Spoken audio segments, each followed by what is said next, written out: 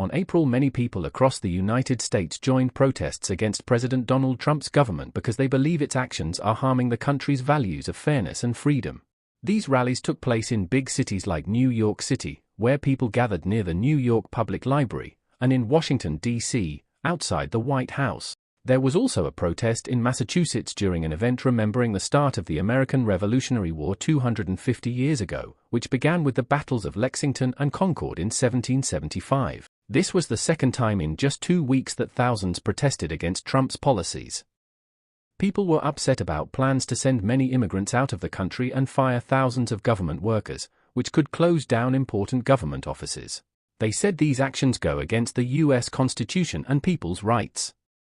In New York, protesters chanted slogans like "No fear, no hate, we don't want ICE in our state," talking about the Immigration and Customs Enforcement Agency. An 80-year-old man named Thomas Baseford drove from Maine to Massachusetts to see the Revolutionary War event and protest. He told reporters he thinks the government is attacking Americans' freedom and that people need to stand up for what's right. He brought his grandsons to teach them about the country's history and the importance of fighting for freedom. Some protests also happened outside Tesla car stores because people are unhappy with Elon Musk, a wealthy advisor to Trump, who is helping make the government smaller. Other events included community activities like collecting food, teaching people about these issues, and helping at local shelters. Many protests used ideas from the Revolutionary War, saying there should be no kings and people should resist unfair leaders.